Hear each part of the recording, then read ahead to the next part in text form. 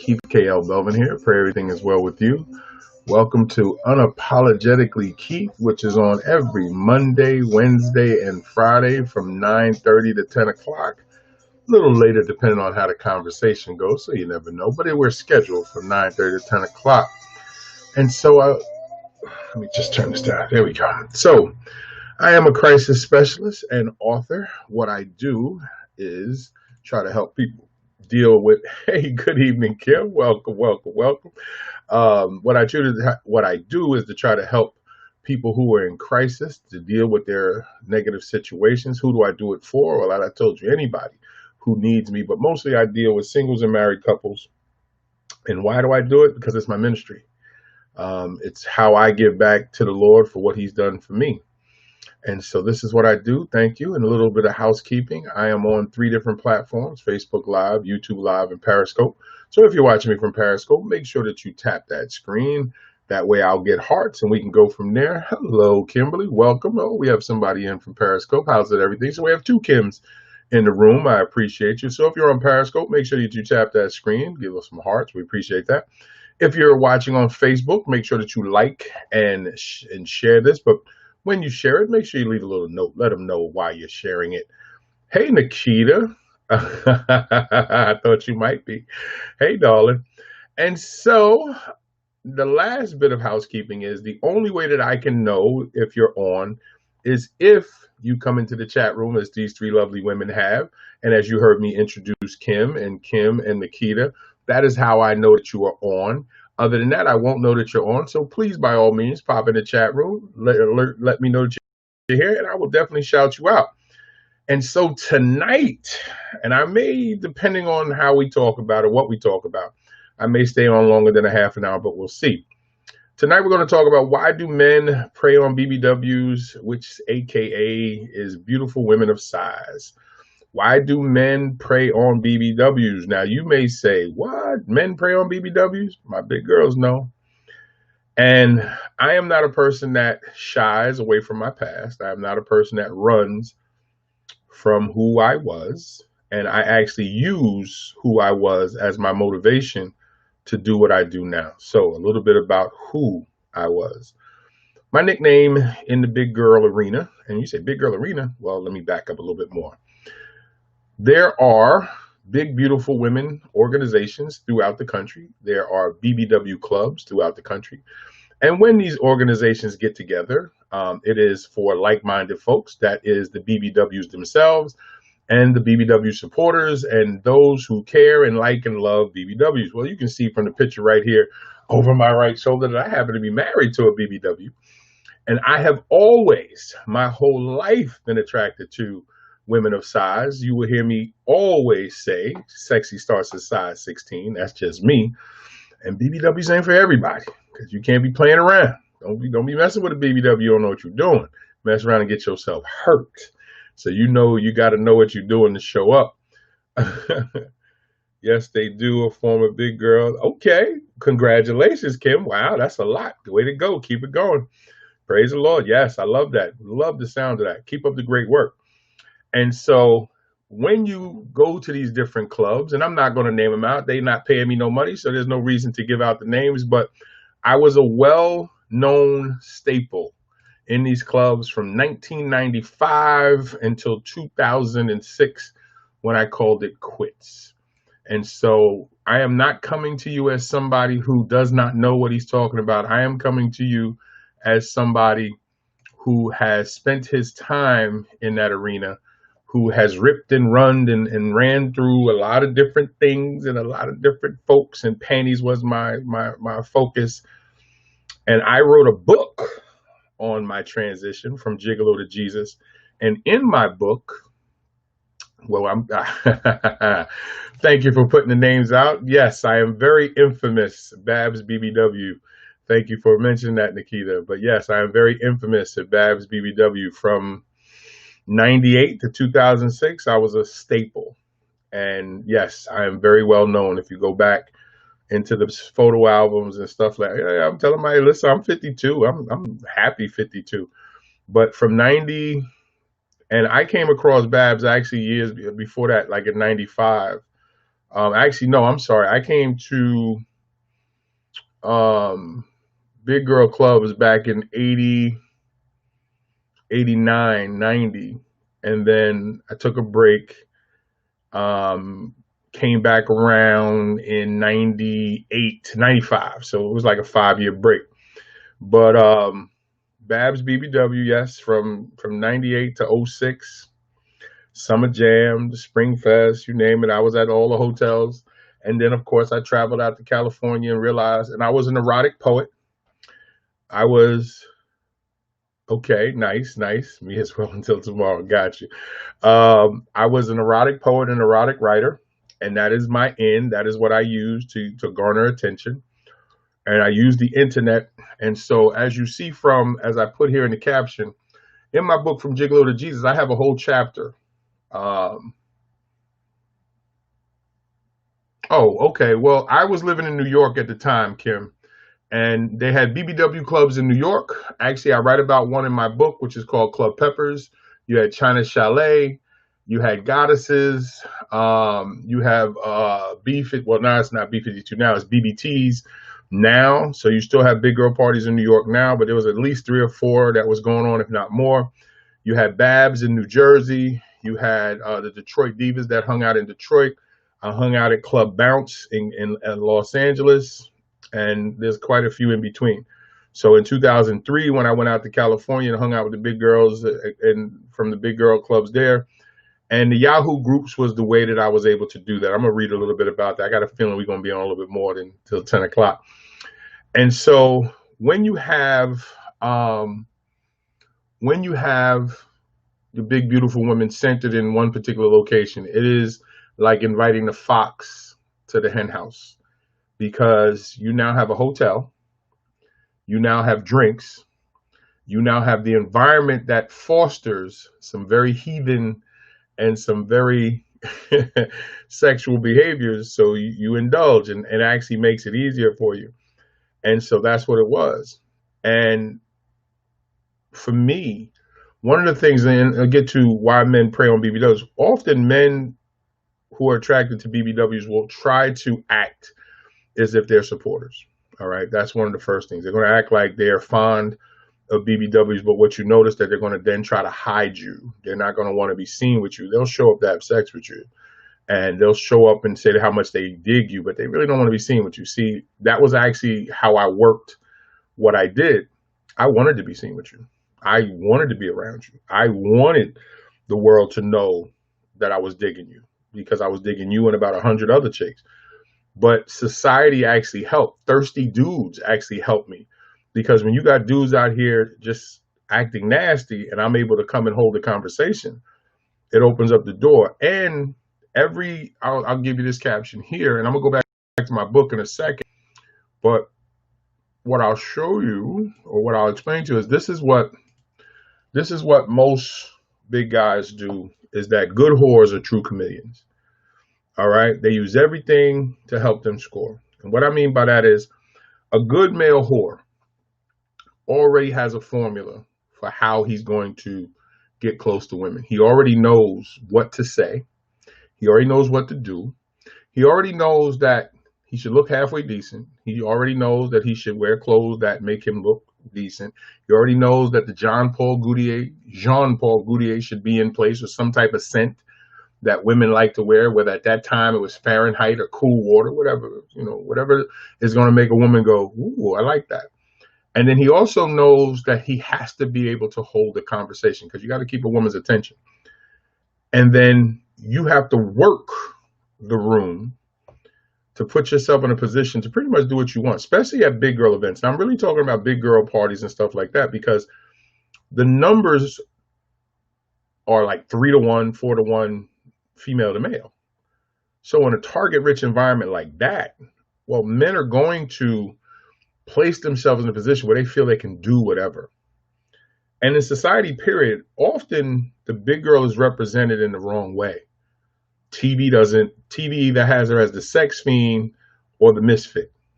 So they actually create a mindset that people see that make men believe that they can treat women of size any way that they want, which is 100% wrong.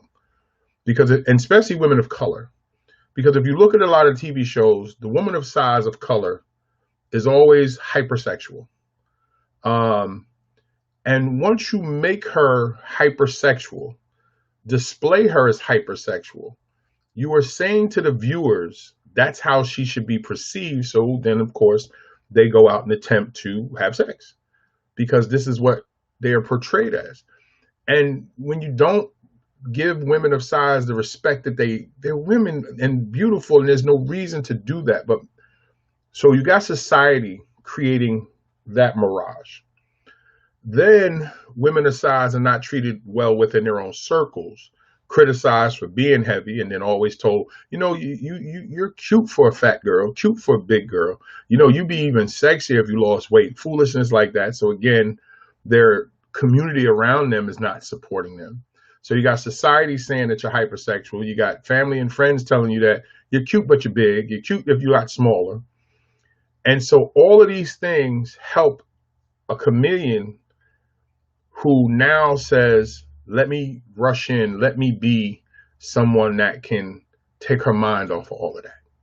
Let me be somebody who in communication and conversation can say, it's a shame that they don't treat you with the respect that you deserve. And see, it's a game.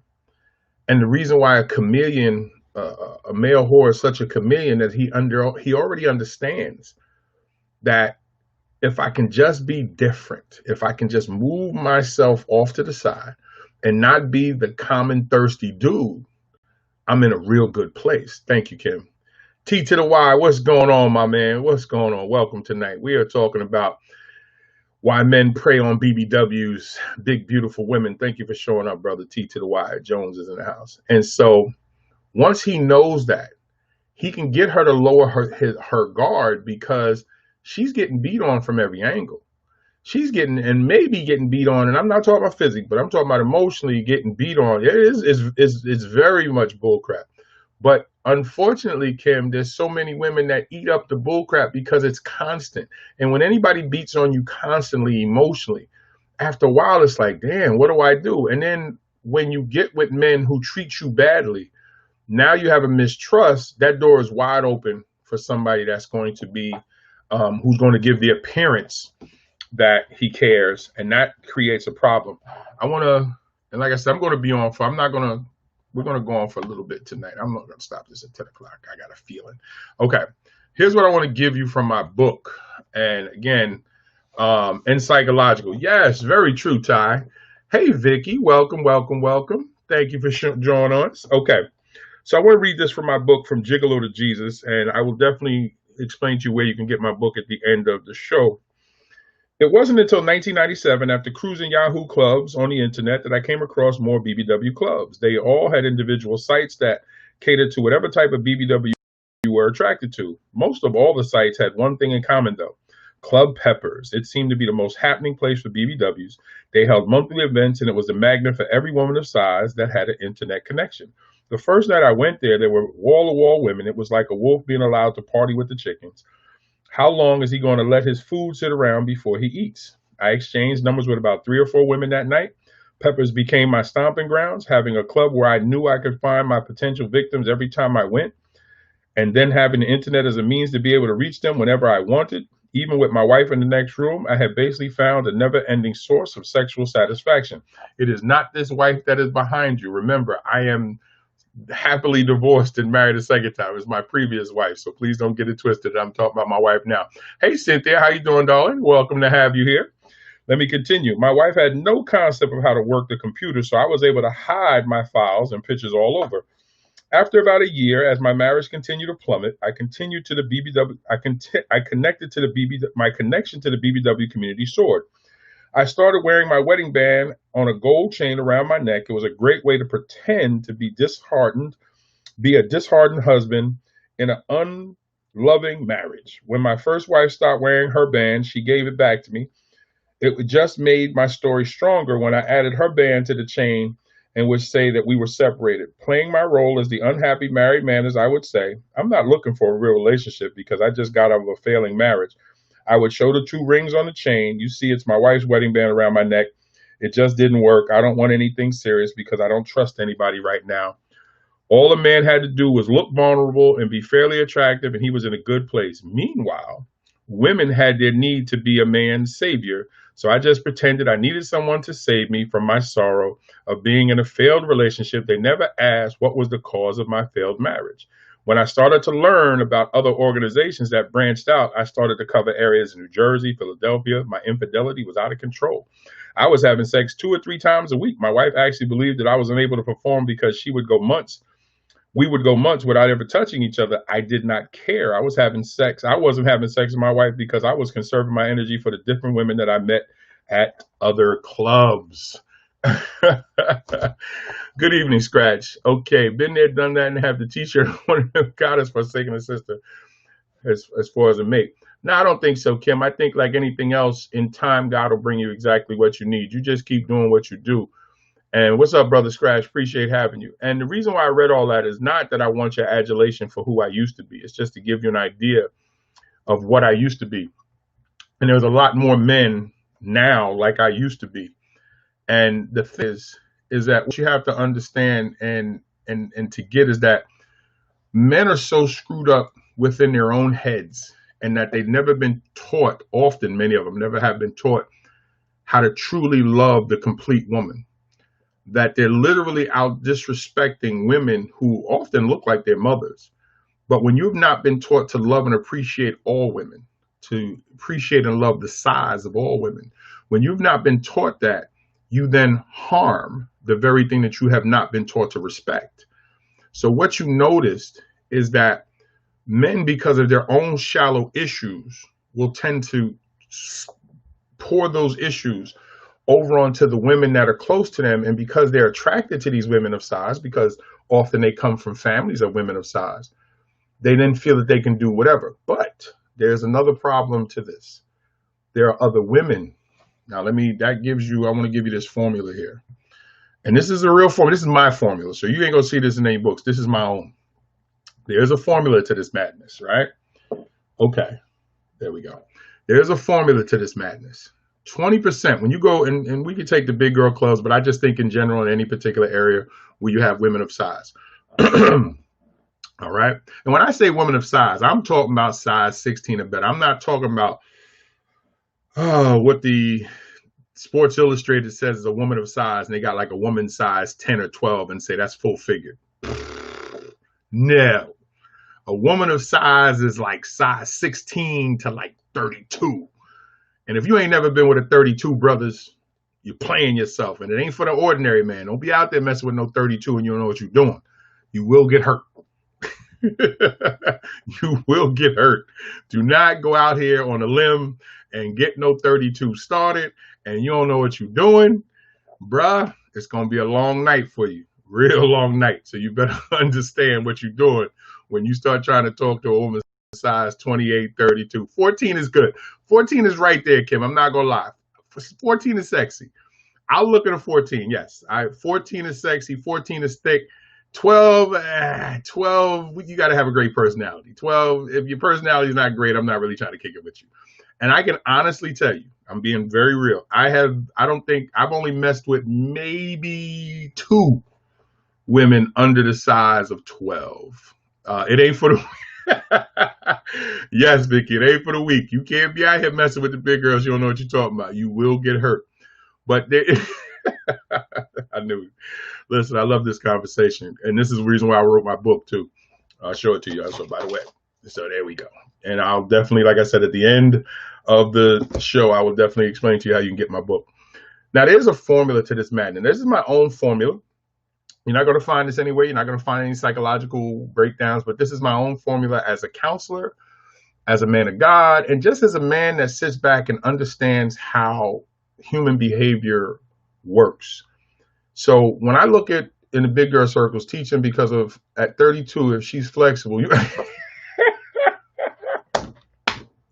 I'm trying to, you know what, hold on, I can put that on the screen. I'm going to come back to my formula. Let me show y'all what Kim said, because I know all y'all can't see. Kim said, teach him, because at 32, if she's flexible, you will get hurt. Yes, Kim. Talk to him. I just wanted to show everybody that. So brothers that are watching this, Please understand, if you don't know what I mean by 32, leave it alone. Leave it alone.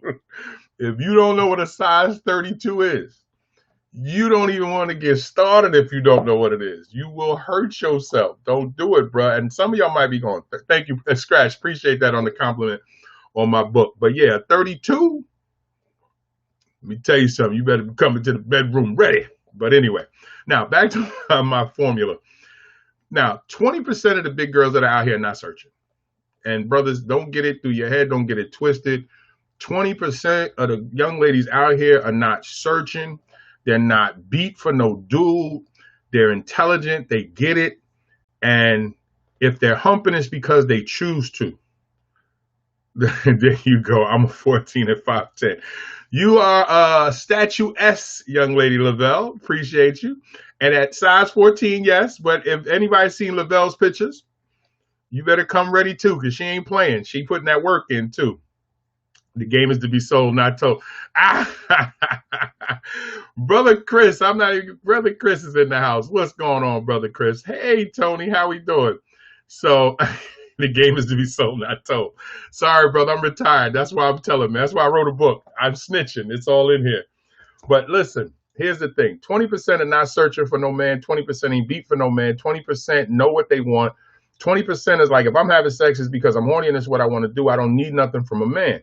Now, my goal with the women in the 20% was those are women that I knew I couldn't run game on. So I would tell them the truth.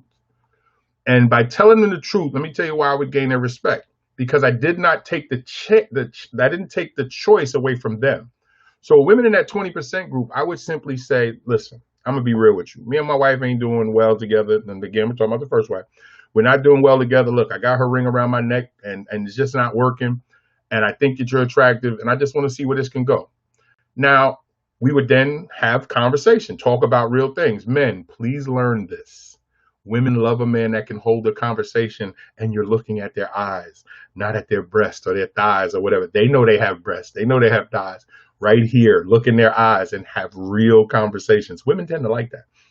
Anyway, so when you now are talking, and of course, when there's drinks and you're at a hotel where the parties are, especially with Babs BBWs, you're at hotels, the setting is right. It don't mean that you're right. And it doesn't mean that you're the right for her. But if she's decided that, you know what, I know he's a player, but I like it because this is what I came here for.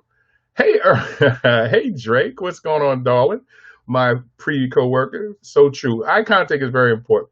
So now she decides, maybe I'll give him a shot. But she wants to know that you're not going to be running around here acting like no fool. So again, this is where you go back to what I said about being a chameleon. Now, by giving her the truth and letting her have all the cards, if you did what you were supposed to do, the fact that she even let you sit with her means that she's interested in hearing what you got to say. As long as you don't mess it up, you may not get it that night, but now you're at least on the road. Okay, that's the 20%. Men mess that up because they don't understand that they're dealing with a woman that you ain't got to go through all that game with. And the sad part is, if the woman wants you, she pretty much has made her decision if she's going to give you something or not. The question is, did you mess it up? Men do. Then there's the 60%.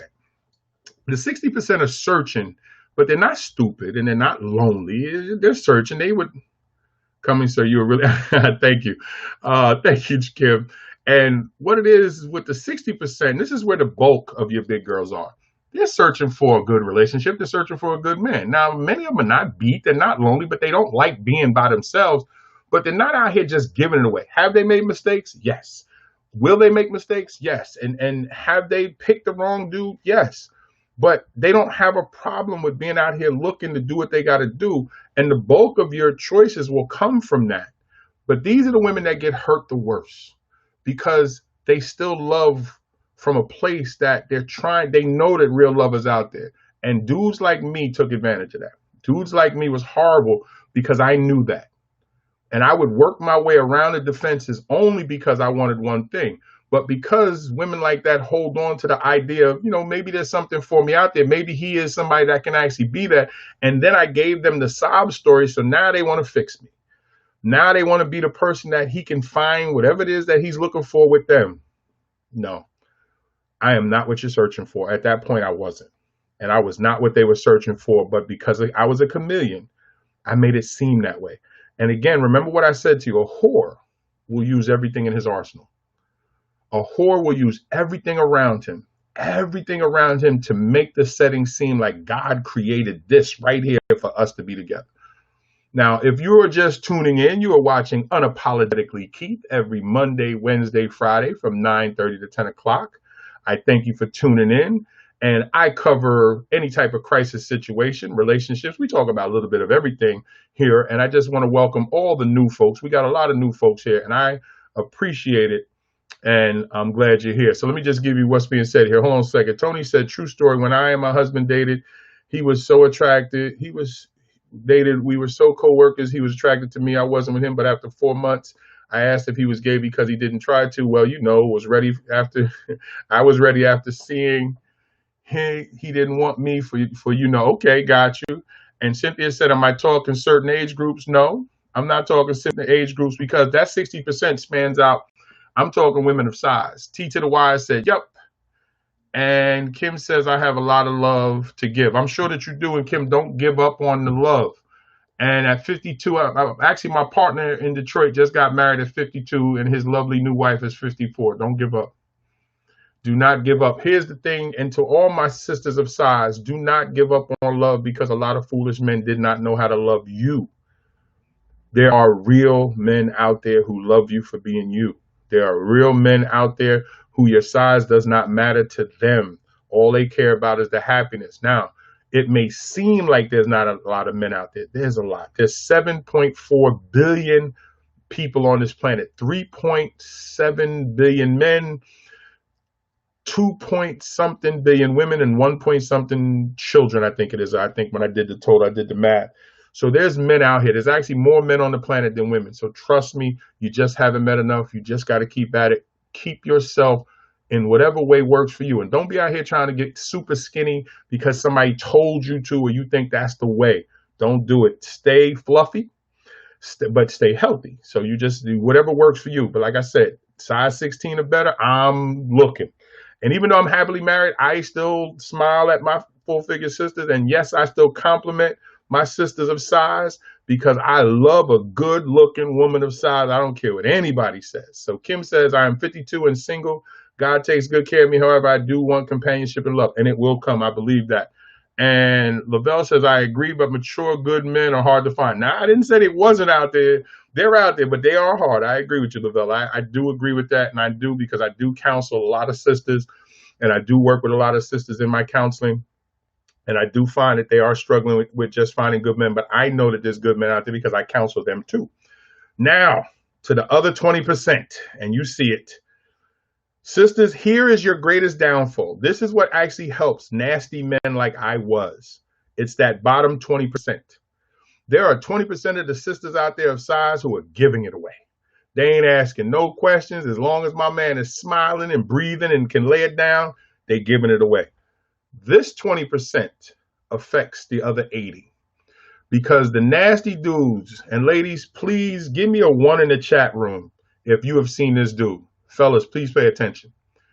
Give me a 1 in the, stop looking at the Lord. Stop looking and let the Lord, there you go. There you go. Stop looking and let the Lord, listen, the Lord is going to bring you what you need, Robert. I definitely scratch. I do definitely respect that.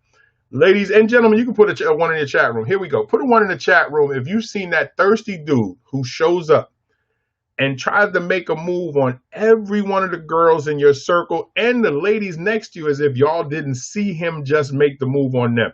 Please put a 1 in the chat room if you've seen the thirsty dude show up and seem to try to get and hit everything. I thought my weight was always an issue. I get that all the time. You have a pretty face, but that used to offend me because I had been always full figure. And it should offend you because you're pretty. And if you're pretty, you're pretty. My big sisters, please understand this. I love, oh, there's a 1. I love full figure sisters. You'll see my lovely wife over my shoulder here. And when I go to her events and I see all the lovely women there, I'm like, that's what I'm talking about. And it's such thing as, oh, you would be prettier if you're bigger. No, if you're pretty, you'll be pretty at whatever size that you are. And let me tell you something, man, I don't know how to sing. I don't know how to get brothers to understand. Y'all playing yourselves if you're not paying attention to my full figure sisters. And the crazy part is they do dig big girls. They just don't clowning them, so they try to avoid it. Thank you for all the ones. That's proof to what I'm talking about. And that's what burns me up. And that was another thing that I used to my advantage. I wanted to be seen with the big girl I was talking to. I wanted to be on the dance floor with the big girl I was with because I wanted to make it all about her. The sinful thing was that none of it was true in terms of wanting to be with her. I wanted to be with everybody, but I would fake that I wanted to be just with her so I could get what I wanted. That's the reason why I do what I do now and trying to help protect women and how to make sure that sisters understand what a man like me was so they can protect themselves now. It's also why I have more female clients than I do male, because I make sure that I give away all the dirt. You see a couple of brothers popped in here was like, yo, what you doing, man? Don't give away the secrets. I got to.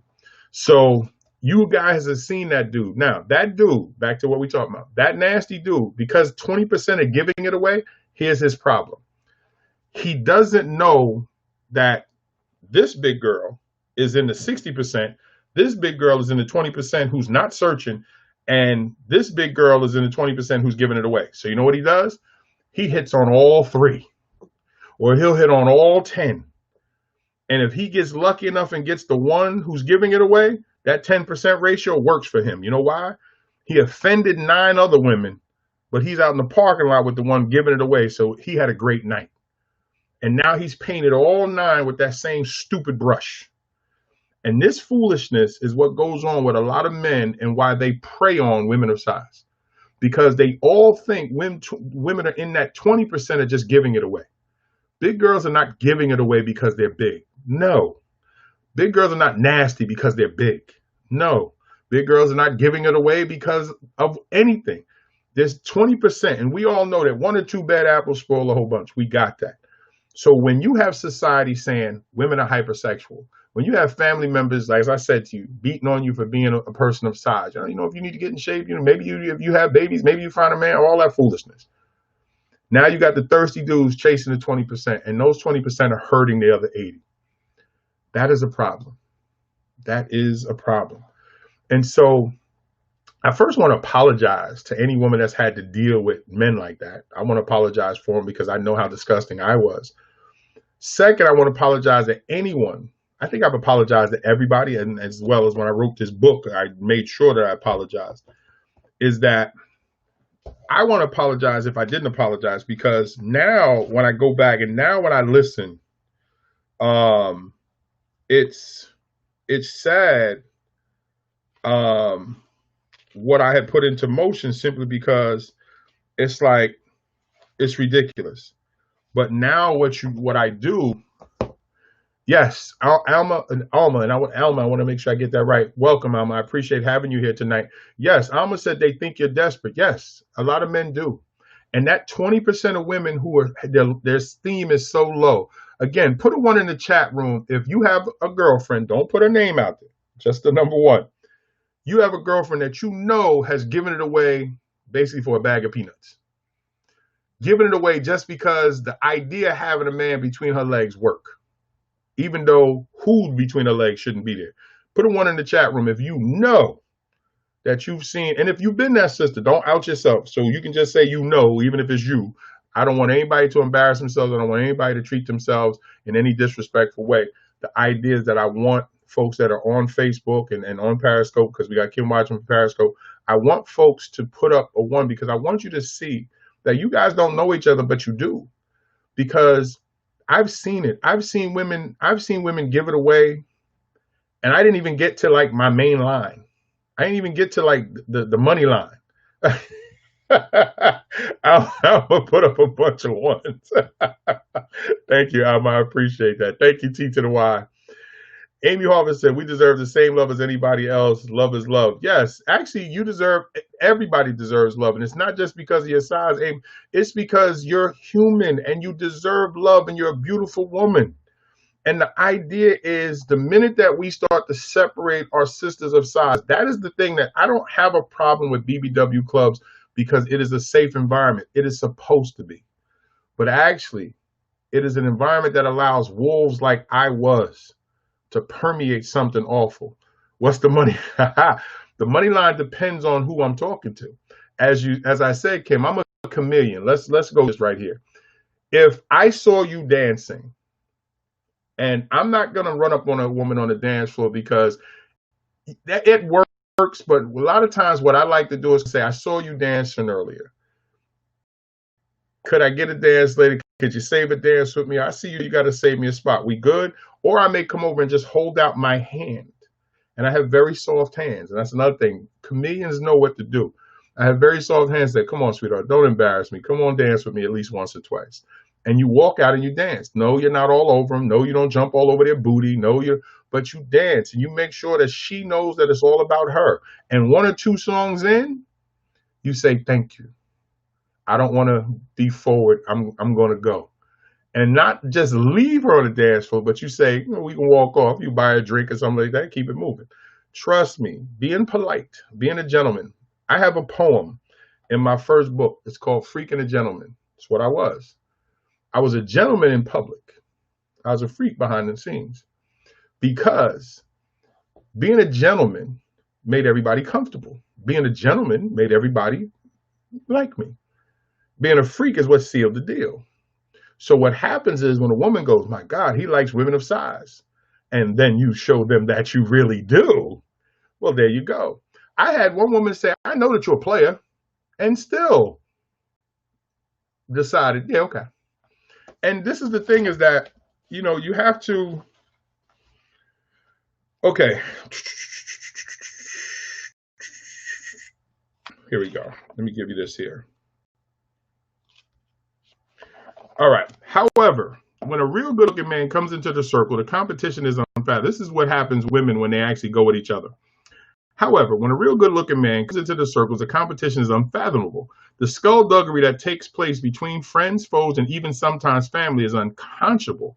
I have actually sat and watched women plot how they can make the next woman look bad so she can move into a better position, but no one stopped to check if the man is worth the effort or drama.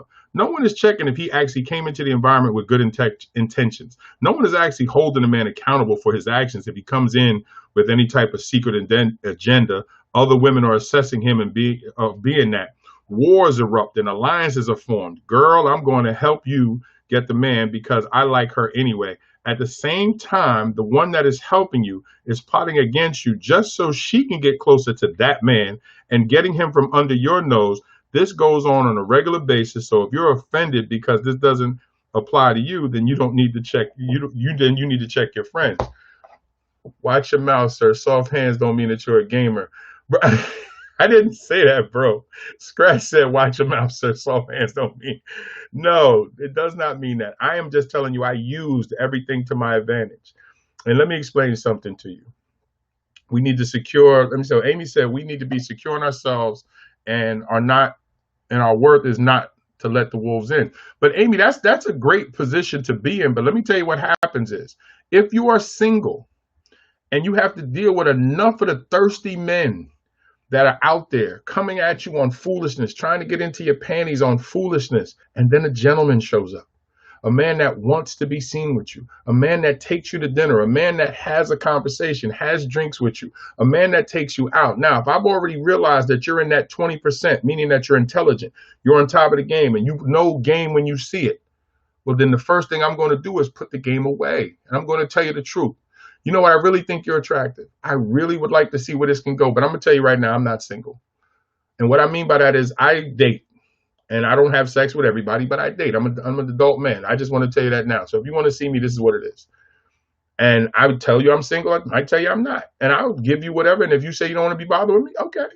The one thing about a super whore, which is what I was, is that he's willing to walk away from any woman simply because he knows, okay, you can't get it now. That don't mean you can't get it later. And especially if y'all are coming to the same environments. Now, I think it was Tony that said she was at work with her husband and for 4 months. Let me tell you something. If I'm in the same environment with any woman of size, you give me enough time, we can get to, especially if we're attracted to each other. You give me time, I can get close to her. Now, I don't mean I can get it. There was a time when I would tell you yes. But the reason why is because when you can become what she needs in a man, so you know what you become? The good friend.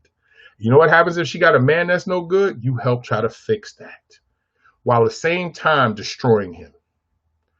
He's not doing this. Why? But sweetheart, you should try this. You should try that. Slowly destroying him. Because everything that you know, everything that you're telling him, telling her to do for him, you know he's unable to do. You know that he can't do. And when you start explaining how you would do it, and she's seen you do it with other women, and you start to explain to her, how come he's not doing this for you? Now you're slowly cutting his throat and easing into position. Husbands too, they get it too. Because the minute you start sharing your thoughts, your feelings, and your vulnerability with somebody that you didn't actually check his credentials at the door, that's all she wrote. Because you got to remember is that everybody is human. People want love and affection. And when you're not getting it, or when it's lacking, and let me tell you something too, and I'm not going to pat myself on the back, but I'm going to tell you something. Being able to finish sexually is the coup de grace. Because you can do all the talking in the world. You can do all the banter back and forth. When you get into the bedroom and you can finish, and I mean finish, then all of a sudden it's like, damn, wait a minute. And then that's another part too. That's another part of the game too. And that's for a little later night. We might have to save that for a Friday night conversation. But when you can finish in the way that you finish, and you can make the way you finish match what you were saying to her earlier. Ladies, put a 1 in the chat room if when he has skills sexually that match great communication, give me a 1 if that doesn't amp things up. I think you've dispelled the narrative of the friend zone. Friend zones can be broken, good or bad way. Oh yeah, listen, you can put me in the friend zone. Don't mean I'm staying there. Stop finishing before. Talk to him, Kim. Kim says, stop finishing before me. There you go. Ladies, but put in the ladies, give me a 1, and gentlemen too, if you know this to be true. Give me a 1 if when the skills that he possesses in that area sexually match good conversation, does it not heighten things, the connection between you? I know that it does, but I want to see what the women say. And I want you to, when you share this with your male friends, all right, when you share this with your male friends, please understand you're talking to a dude who, well, you got to read my book, From Gigolo to Jesus. I actually put the number of women that I've been with, and I don't put it in there for pats on the back. When you're a whore, you're a whore. And if I could go back, thank God you stayed my friend. Yes, Drake, we remain friends. We remain friends.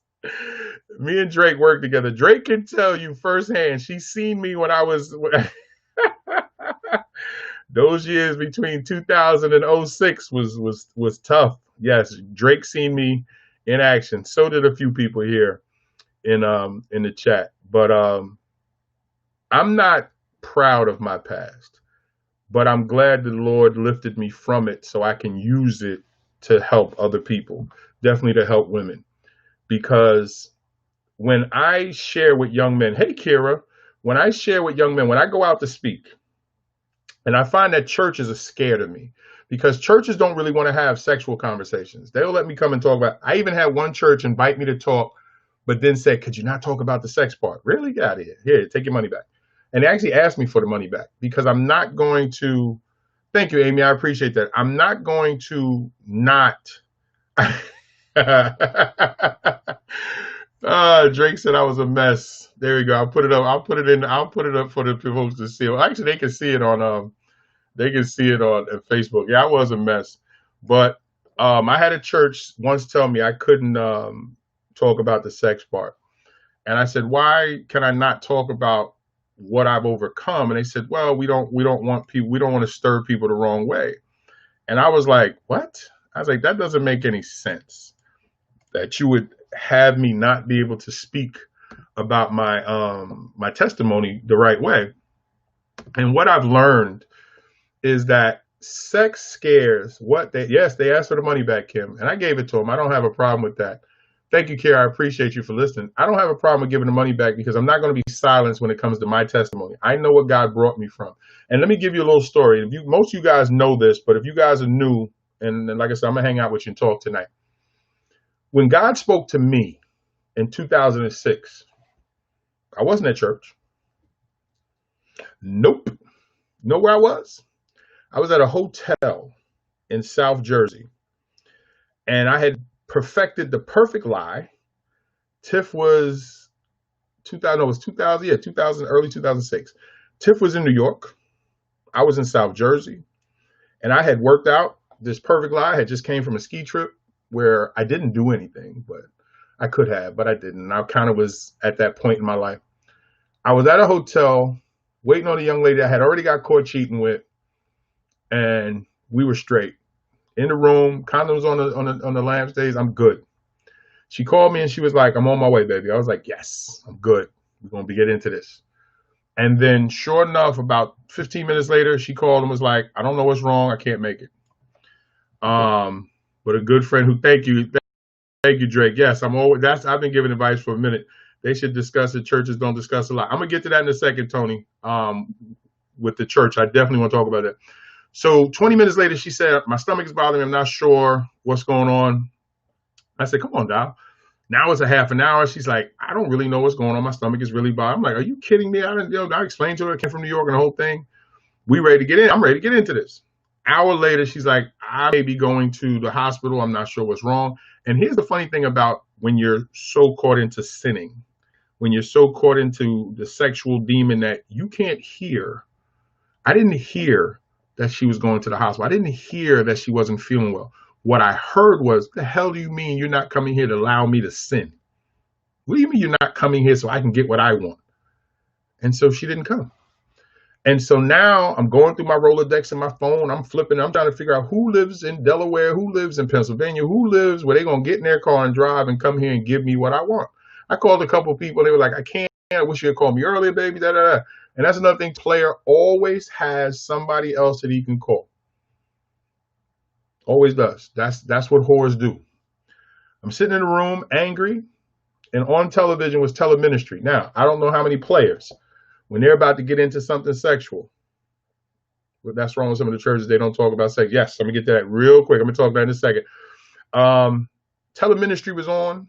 I'm sitting there angry, and I listened to 4 different pastors speak on different aspects of my life. Emotional, angry, sad, everything like that. And because my life at that point internally was all over the place, I broke down in tears and I said, "Okay, God, what is it that you want?" Because obviously I can't do or have the things that I want. In tears. And that's when I heard the Lord's voice said, "You got to go home and fix home first, or you ain't never going to be happy." And I thought about it as I was sitting there, and I called my grandmother, rest in peace. And I said, "Hey, I think I just heard the Lord's voice. What should I do?" She said, "Well, do whatever he told you to do and leave me alone." And she hung up the phone. And so I called a friend who had always reminded me he was a Christian, always told me how he overcame his situation. And I called him and said, "What do I do?" He said, "Then when you come back to New York, we need to talk." And from that point on, guys, that's what started me on the path to get myself back together. Now, back to the church. Now, some 14 years later, now that I stand firmly, I'm not caught up in any of that. And now I work very hard to try to protect women from what I used to be. And I try to make sure that men respect women, as well as I try to teach men on how to be comfortable. What I've learned about the church is that the reason why the church doesn't tackle sex and why they're scared to tackle sex, because they don't have a handle on it. And they're so fearful that a lot that's going to come out to the light, so they leave it alone. But if you look at the number of babies being born, if you look at the number of divorces, when you look at the divorce rate in church, it's only slightly less than that in the world. When you look at the rate of births in church, it's only slightly less than in the world. There's no way the church could be acting on good faith for the things that they're supposed to be doing if their numbers match the people who are not of the faith. So church should be the one place that we should be having conversations about sex. But you know why we don't? Because sex cuts through all of that. See, we've watched people throw away whole careers over sex. We've watched people throw their lives away over sex.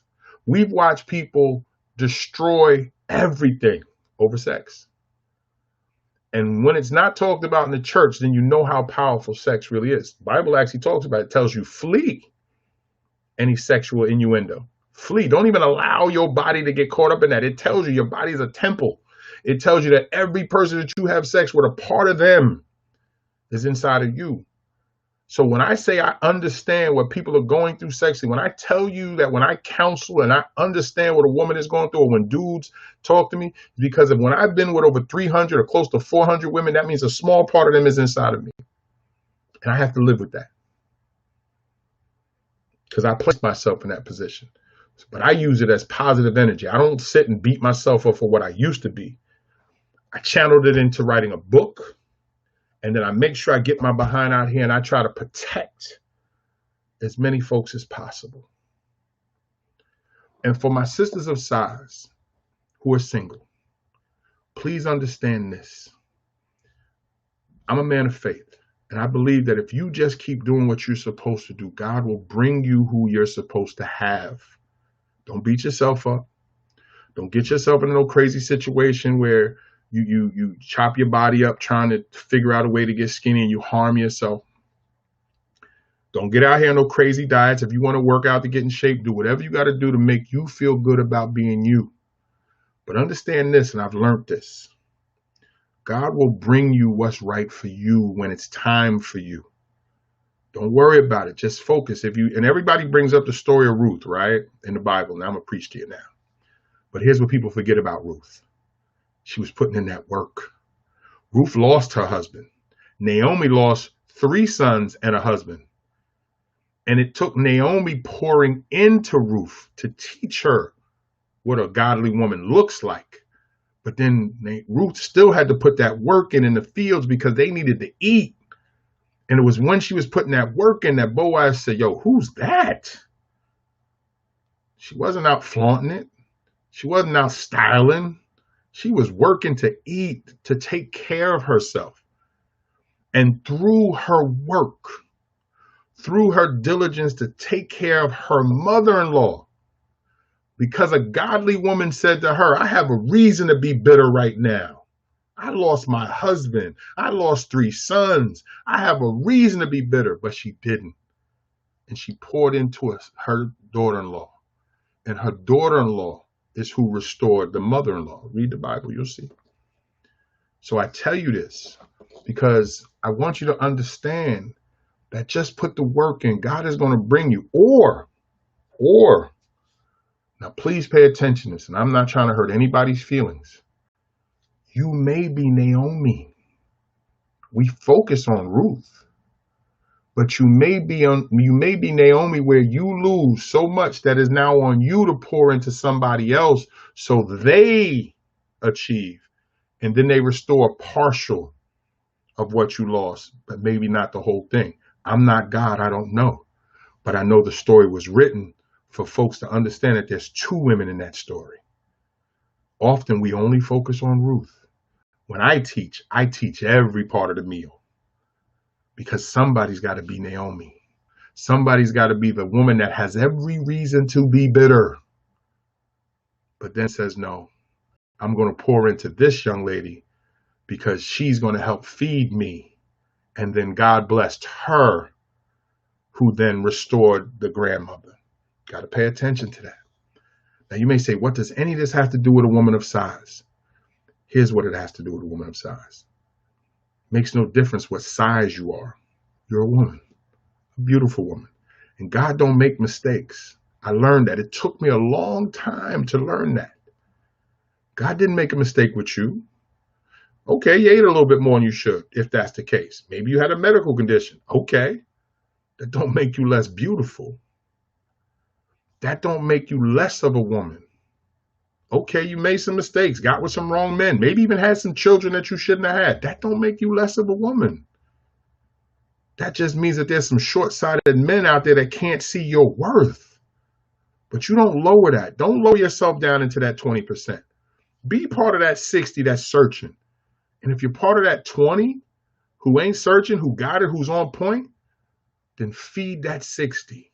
Pour back into your other sisters of size and let them know you're going to be good. I didn't believe that there was anything else out there for me after my marriage fell apart. You can read about it. It's right here.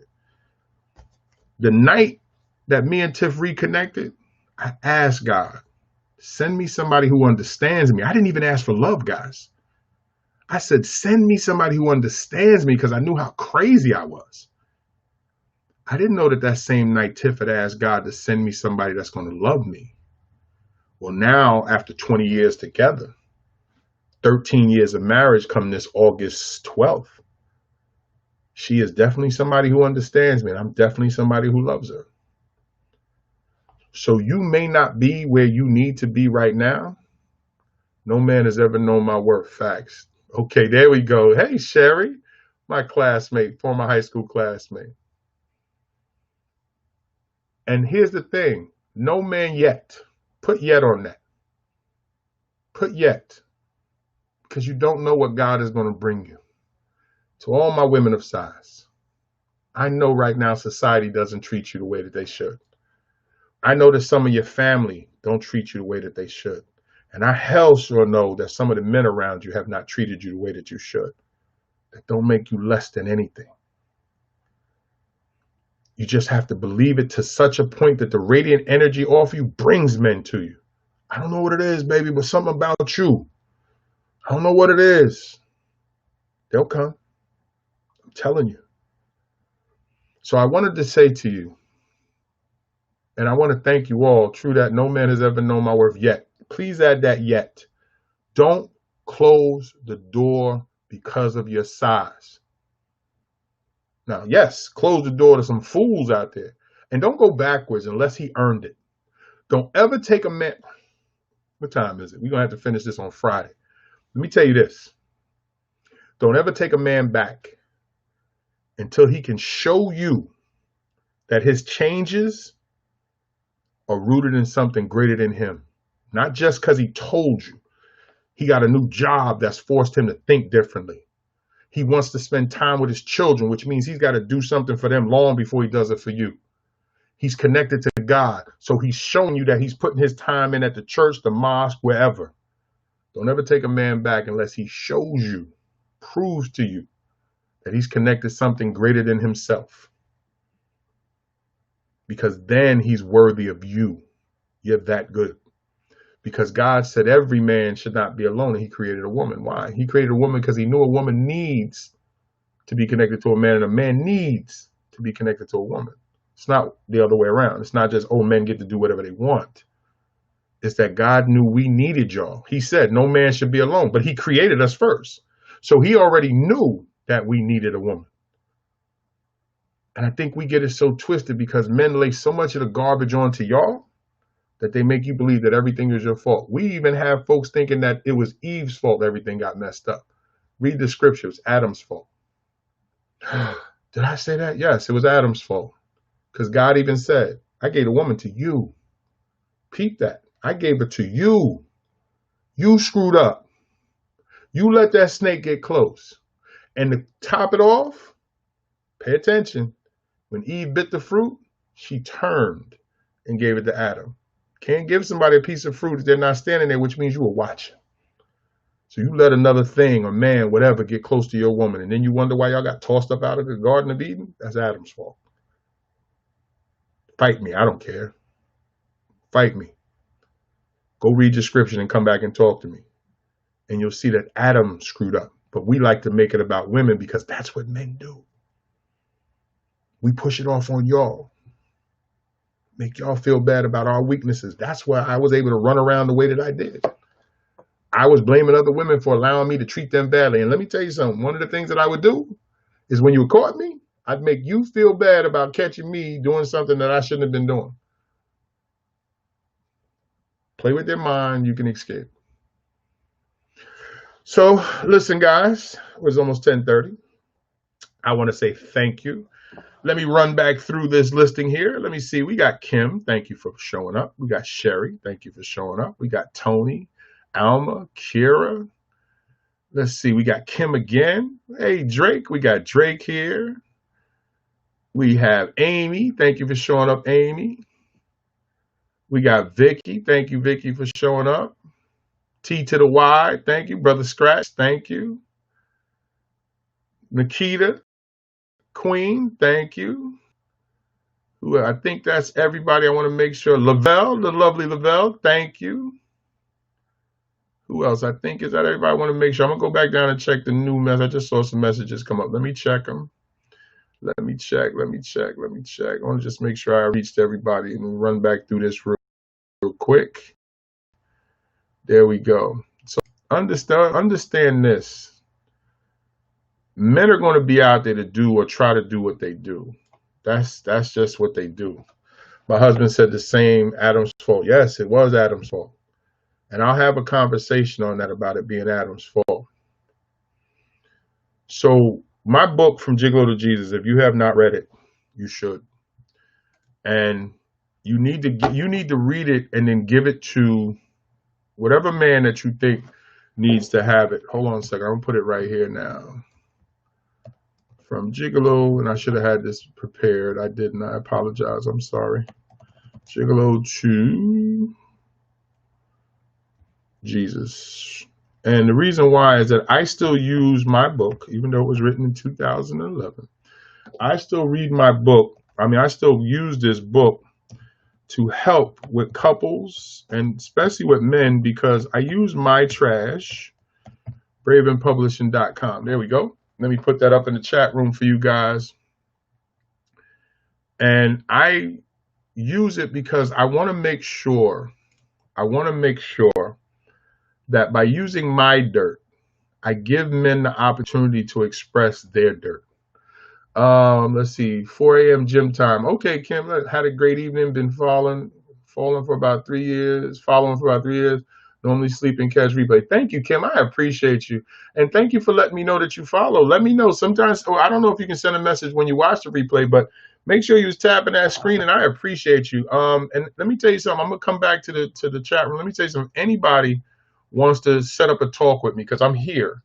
So here's the thing. I want you to write down these. I'm going to give you both of the things before you go, Kim. Here you go. If you want to set up a Zoom call with me, and this is an opportunity to talk with me directly because I've seen that a lot of my sisters here understand what we're dealing with when we're talking about dealing with women of size. But if anybody needs somebody, if everybody needed this word in 86, I got you. Hey, we reached 1,000. We reached 100 messages. I feel you, Vicky. Let me tell you something. And I wish that I was able to give it an 86. 86, when we was in school together, Vicky, you know what I was. And there's a lot of people that I wish I could go back and say I'm sorry to. Vicky, you're one of them. And you know how I treated you when we were in school together. And I want to say I'm sorry because I was very rude, and then we were able to become friends again. And I just couldn't see myself clear to know how to treat anybody because it took me years to understand the pain that I was in. And when you don't know how to deal with your own pain, then the only thing that you're going to do is hurt the people close to you.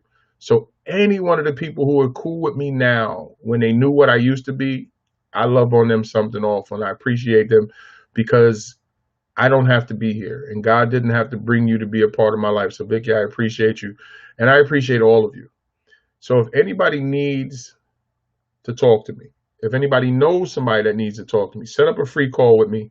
And if they know that they need counseling, I'll work with them. I'm affordable. I don't charge a lot.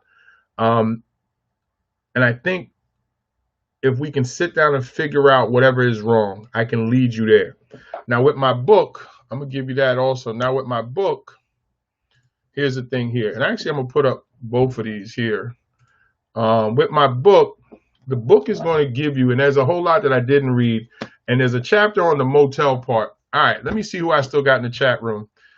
If you have read or you are reading From Gigolo to Jesus, what's your thoughts? Are you enjoying the read? Is this something that they should get? Is this a book that they should pick up? So if you've read From Gigolo to Jesus or you are reading From Gigolo to Jesus, please put 1 in the chat room and let them know. I am in awe that you can appreciate your past and apologize for it. That is amazing. I have to say I use your partner as my sounding board. Thank you, Amy. But let me tell you something, Amy. If it wasn't for God and my wife, none of this would be possible. I had to humble myself to learn that God was needed, and then he sent my wife to be able to help me get through. So I now have to be that to other people. So I thank you, and I appreciate that. But my past is my past. I learned from reading the Bible that Paul was a murderer, and God used him to write 19 of the 26 epistles of the New Testament. And if he can take a murderer and turn him around to do quality work, then he can take a whore like me to do quality work. And Vicky says, in Christ, we are new creatures. No apologies necessary. I love you with all of the, thank you, darling. I appreciate that. Amy said the book was amazing. Kira gave a 1 on the book. Thank you. I appreciate you so much, because this is what I do. And I'm showing up 3 nights a week in this capacity. I'm on every day because I'm here to try to help as many people as I can. Kim says, I'm currently reading from Gigolo to Jesus. Love his transparency. Thank you so much. I love you guys. Appreciate it. Because men have to hear this. Women have to hear this. Couples have to hear this. And my practice that I'm building, I don't work for anybody else. I work for me. So every dollar that I take in goes right into what I do and right back out. Those degrees on the wall over there, I earned so I could be in this position. Those titles on everything that you see back behind me. But the most important part is, you see this look on her face right here? That is because I did what I was supposed to do when I said I'm sorry. She caught me cheating 3 times before we got married. And one of the things that I do when I go out, especially with the church. Now, what I'm going to talk about, we're going to talk about the church on Friday. We're definitely going to talk about that. And I'm going to talk about how the church is dropping the ball with sex on Friday. I'm thinking about it. This is a beautiful forgiveness and loving healing. Thank you so much, Tony. I appreciate that. Because I believe, and I'm working on mental health ministries. This is why I'm building my practice, because I want to have mental health ministries in the church, because I believe this conversation that we had tonight is supposed to be had in the church where folks are already there so they can get the help that they need. You should not have to go outside of your church to go to some secular person to get help with something that is affecting you and your spouse. And I am supposed to be that person to help. I just can't get pastors to rock with me. I'm working hard. I'm trying hard. So if you got a pastor that wants to talk, I do this virtually too. I just had a couple of calls tonight, and I got a couple of calls tomorrow. But the biggest thing, guys, if you have not read From Gigolo to Jesus, please do. And let me know what you think. And I have a couple other books. I have a couple other books that are on my website. When you go to my website, you'll see all of my books. And if you need somebody to talk to, there's a link to my counseling page on my website. I am here to help. This is my ministry. Yes, I am an ordained minister now. I don't talk about it much because I'm not trying to build a church. I'm just trying to build a ministry. Thank you, Kim. Kim said pastors are not equipped for it. Thank you. But they keep the reins on the church so tight that they don't want anybody else. I had a pastor, I spoke to him. He said, so let me get this right. I'm supposed to let you come in and talk to and counsel my parishioners. And he said, and what does the church get out of it? I said, here's what you can do, Pastor. The church can put up some of the money and pay me, and we'll let the parishioners know that the church is paying for them to get the help that they need. And when we can solve some of their problems, they're going to give the church credit for it and then show up and bring other people, because they're going to say, I went to this church who introduced me to this man who helped save my marriage, who helped save my life, who helped save my child. I am going to come back to this church and give to this church. He couldn't see that because he was so worried about what he was giving initially. So when Kim says some pastors are not equipped, they aren't, because they're so used to being shepherds that they don't realize that their sheep have hair in their eyes. And what I do is I try to trim that hair so the sheep can hear the shepherd, not follow me, but follow Christ, and allow their shepherd to do what they do. So I decided just to become a minister myself, and my ministry and my church is anywhere that I am with those that I talk to. And I have a Bible study group too. So if you're interested in joining my Bible study group, reach out. I'll gladly add you, because this is what I do. So I hope that I've made a difference to somebody tonight. I don't know who needed to hear this message. And I hope that now I've given you reason to like this, to share this. And when you share it with a little message, letting folks know. And Kim on Periscope, I think you're the only one that's on Periscope. I hope that you've been wearing your hands out on tapping that screen and giving a lot of hearts. I can't see, so I'm only hoping. I'm sure that you have, and I appreciate it. But again, remember, if you need to talk to me, This is how you do it. You go and you sign up, and you can actually schedule a conversation with me. I look forward to it. I look forward to helping you. I stayed on tonight simply because I had a feeling I wasn't going to be able to get this done in a half an hour. I didn't think there was no way I was going to be able to do this conversation in a half an hour. So I just want to say to all of you, to all my big, beautiful women, all my big, beautiful sisters, I want to say this to you. I love you. And I want to say, don't stress. Don't. God made you for a reason, and he does not make mistakes. And I'm going to give you this last thing. It just hits me. I started following you through Regina. Oh, there we go. My girl, Regina. You know, don't let them kid you about your size. I mess doctors up with this one. I'm going to give you this one before I go. Sometimes when I'm at the doctor's office and a nurse will come in and we joke and laugh and she's taking my vitals and all of that. I say, can I ask you a question? She says, sure, Mr. Belvin. I go, what's a healthy elephant to a healthy cheetah? And they always give me the same look. I catch doctors with it too. They go, what? I said, what's a healthy elephant to a healthy cheetah? They're both animals? I don't know. Well, if you measure me, the healthy elephant, to the vitals of the healthy cheetah, you will always say, I'm sick. But if you measure my vitals to another healthy elephant, you will see that I'm healthy. So don't ever let somebody tell you that you are not well, you are not what you are supposed to be simply because of your size. Because if you are the healthy elephant, and there's nothing wrong with a healthy elephant, he's healthy. Don't let somebody put you into a box because they're uncomfortable with your size. Now, if you have something medically wrong, deal with that. We know that. If you have issues, deal with them. But don't ever, just because of your size, allow somebody to compare you to something else that you are not. So on Friday, we're going to talk about the church, and we're going to talk about how the church dances away from sex and doesn't want to talk about it. And we're going to talk a little bit more about how when I try to get my messages to some churches, they don't want to be bothered. But I definitely want to say to you, make sure that you reach out. Make sure that you set up a call with me.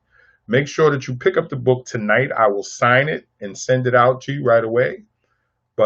And make sure, even if you don't get it for you, ladies, I am sure there is some man out there who does not understand what a woman of size is really all about. And remember what I told you about that category. 20% are not searching and got their game and head on right.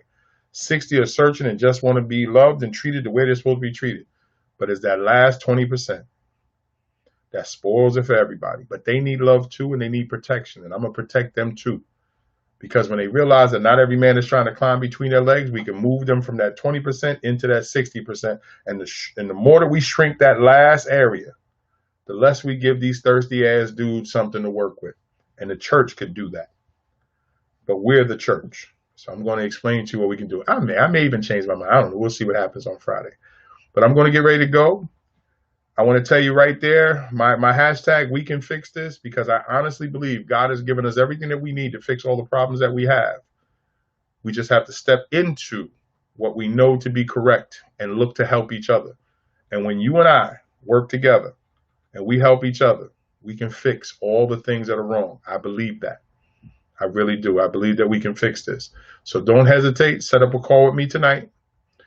Purchase a book tonight, whatever works for you. Give it away as a gift. And if you haven't read it, what's going on, Flex? Good to see you tonight. I'm getting ready to jump off, bro. Missed a good one tonight, Flex. We talking about big sisters. And I know Flex loves the thick women like yourself. So Flex would have loved tonight. But watch the replay. And I want to say good night to everyone. Please be safe. And remember, ladies, before you lay your head down on the pillow, thank the Lord for making you exactly as he made you. You are gifted. You have gifts. Even if you don't know what they are, you have gifts that God has given you. That size is beautiful. Remember, sexy starts at size 16. I said that. KL Belvin. I'll talk to you in a little bit. You guys have a great night. God bless, guys.